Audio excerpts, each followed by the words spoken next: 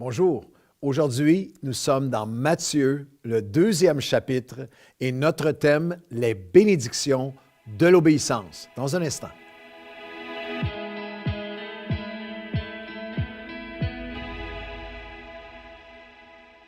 Bonjour à tous et bienvenue à votre café matinal. Nous avons entrepris cette grande aventure de foi ensemble. Nous allons traverser les 4 évangiles, chapitre par chapitre, et à chaque chapitre, je vais extraire avec vous, on va aller chercher la pépite d'or, on va aller chercher le trésor de chaque chapitre de Matthieu, Marc, Luc et Jean, bien sûr, et on va aller chercher le principe, la promesse, la pratique de vie et la prière de chacun des chapitres. Ça va être extraordinaire. Je vous invite à le suivre avec moi, à lire le chapitre avec moi, à partager ça à tous vos amis. Peut-être que vous n'avez jamais fait une lecture suivie des 4 évangiles, mais avec un arrêt sur chaque chapitre pour en tirer une grande vérité pour nos vies d'aujourd'hui et une prière pour nos vies d'aujourd'hui. Alors, je pense que ça va être extrêmement riche. Alors, on a fait Matthieu 1. Alors, aujourd'hui, nous sommes dans Matthieu, le 2e chapitre, et notre thème, c'est les bénédictions de l'obéissance. Matthieu 2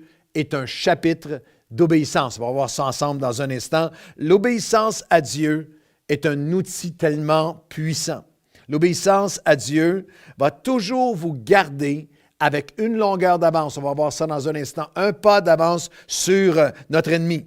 L'obéissance va toujours produire un flot de bénédictions insoupçonnées. L'obéissance à Dieu vous placera toujours au bon endroit, au bon moment, exactement où Dieu vous veut pour accomplir ce que lui a préparé. C'est comme ça que je veux vivre ma vie, au bon moment, au bon endroit pour accomplir ce que Dieu veut que j'accomplisse. Lorsque nous n'obéissons pas, lorsqu'on est délibéré, endurci, dans une sphère de nos vies, dans la désobéissance, nous retenons, littéralement, nous avortons, nous retenons, nous empêchons tout ce que Dieu a préparé pour nous. Désobéir de manière systématique dans l'endurcissement envers Dieu est la même chose, équivaut à lui dire littéralement, à lui demander de ne pas donner, à éteindre toutes les bénédictions qui se rattachent à son appel et à toute la richesse de sa destinée pour nous. Ce n'est pas seulement une perte, la désobéissance, ce n'est pas seulement une perte terrible, mais c'est un immense danger. Nous retrouvons et découvrons plusieurs pensées sur l'obéissance dans Matthieu chapitre 2 et on commence avec cette première pensée que l'obéissance nous permet d'adorer malgré l'agitation. Matthieu chapitre 2 et les versets 1 et 2. Jésus étant né à Bethléem en Judée au temps du roi Hérode, voici les mages, les magi d'Orient, arrivèrent à Jérusalem et dirent « Où est le roi des Juifs qui vient de naître, car nous avons vu son étoile en Orient et nous sommes venus pour l'adorer. » Et au verset 3 de Matthieu chapitre 2, le roi Hérode, lui, ayant appris cela, fut agité, fut troublé, et tout Jérusalem était agité, était troublé avec lui.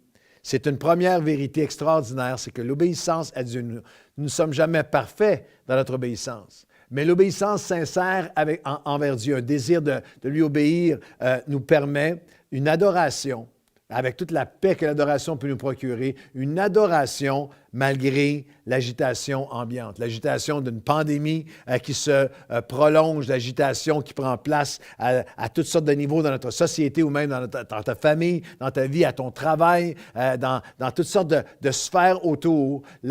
L'obéissance, mon cœur est droit envers Dieu. Je marche avec un cœur sincère, encore une fois imparfait, mais un cœur sincère devant lui permet une adoration, permet de transcender l'agitation autour. Et le contraire est vrai. La désobéissance systématique nous rend vulnérables à l'agitation extérieure. C'est alors que l'agitation extérieure nous envahit et vient nous troubler. Et encore plus, la désobéissance provoque et nourrit une agitation intérieure.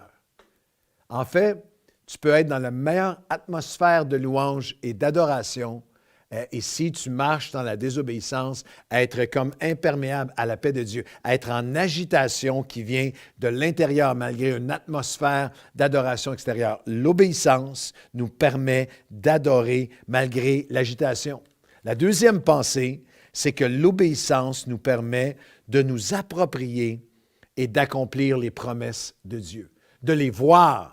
Dans la désobéissance, on ne les voit même plus. Mais avec l'obéissance, de voir les promesses et surtout de les vivre, de les voir s'accomplir. On continue dans Matthieu 2, au verset 4, il assembla tous les principaux sacrificateurs, les scribes du peuple, et s'informa auprès d'eux d'où devait naître le Christ. Ils lui dirent à Bethléem en Judée, car voici ce qui avait été écrit par le prophète 700 ans, 800 ans auparavant. Et toi, Bethléem, terre de Judée, tu n'es certes pas de 500 à 700, 800 ans auparavant, différentes prophéties.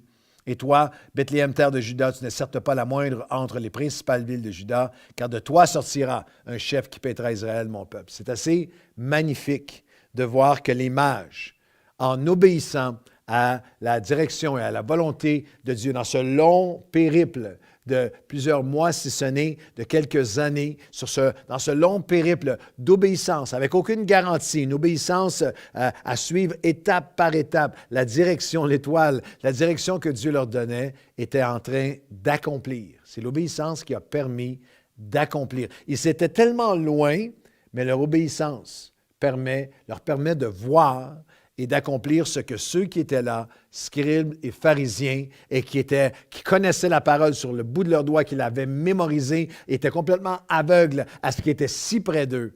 Mais c'est l'obéissance qui a provoqué, qui a favorisé l'accomplissement de la promesse de Dieu. Et la troisième pensée, c'est que l'obéissance nous permet dans nos vies, c'est ton obéissance au quotidien, l'obéissance au aujourd'hui, qui permet l'accomplissement de demain. L'obéissance nous permet d'arriver au bon endroit dans nos vies et au bon moment. Dans Luc chapitre 2 et le verset 9, après avoir entendu le roi, ils partirent et voici l'étoile qu'ils avaient vue en Orient, marchait devant eux jusqu'à ce qui est arrivé au-dessus du lieu où était le petit enfant, elle s'arrêta. Et quand ils aperçurent l'étoile, ils furent saisis d'une très grande joie. On est arrivé, on est au moment, on est à l'endroit où Dieu nous veut. Seulement l'obéissance me donne accès à la bénédiction d'être à l'endroit dans les plans de Dieu. Le chronos du temps passe, mais le kairos des temps accomplit. Maintenant, je suis à l'endroit où Dieu me veut. Je suis au moment où Dieu, je ne suis pas en train de devancer Dieu, d'être en retard sur lui, d'être à côté de ce que lui fait. John Maxwell a dit, la plupart des chrétiens sont éduqués et connaissant bibliquement bien au-delà de leur niveau d'obéissance. En d'autres mots, notre plus grand défi n'est pas un défi d'en savoir encore plus, mais d'en obéir plus. Il y a une immense différence dans quel point vous allez voir et accomplir, vous approprier et accomplir les promesses de Dieu pour vous. Une grande différence entre éducation, diplôme et écoute de Dieu. Grande différence entre science et sagesse, entre l'appel d'une parole prophétique et être attaché à pratiquer vers ce que Dieu a promis. Grande différence entre connaître les opportunités en Dieu et un cœur obéissant à Dieu. Grande différence entre l'ouverture publique, je suis ouvert, je chante des chants, Seigneur, fais de moi ce que tu veux, et l'obéissance privée et personnelle qui va voir l'accomplissement du prophétique. Une autre pensée sur l'obéissance dans Matthieu 2, l'obéissance doit être accompagnée de nos offrandes et sacrifices. Ils sont en obéissance, mais ils entrèrent au verset 11. Les mages ont entré dans la maison, virent le petit enfant avec Marie sa mère, se prosternèrent et l'adorèrent. Ils ouvrirent alors leur trésor, le sacrifice. Offrir en présent l'or, l'encens et la myrrhe. C'est l'obéissance va toujours nous coûter quelque chose. Mais ses conquêtes et ses couronnes sont sans limite. Il y a un prix à l'obéissance, mais elle est porteuse de percées et de puissantes percées.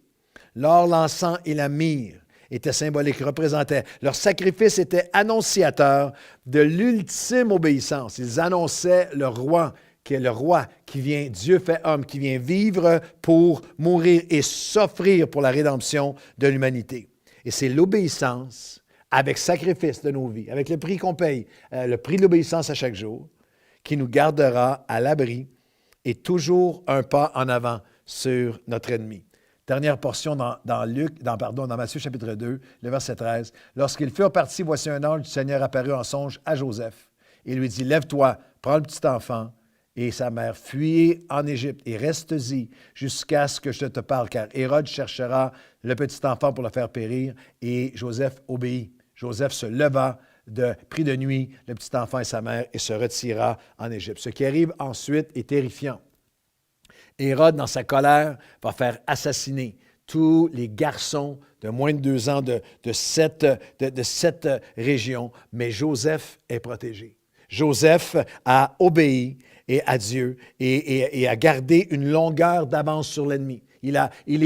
Lorsque l'attaque vient, il a été gardé, il a été protégé. Il a une longueur d'avance sur toutes les attaques de l'ennemi. Hérode veut tuer, égorger et détruire, mais l'obéissance à Dieu a gardé Joseph hors d'atteinte de l'attaque de l'ennemi.